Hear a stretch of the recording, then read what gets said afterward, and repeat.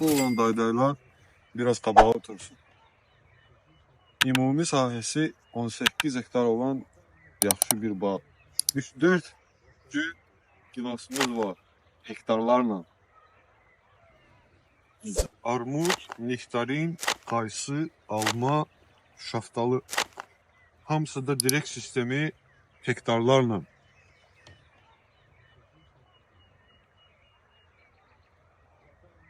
Şəxsi transformator, traktor, qol frezi, platforma lafet, adi lafet, bomba lafet.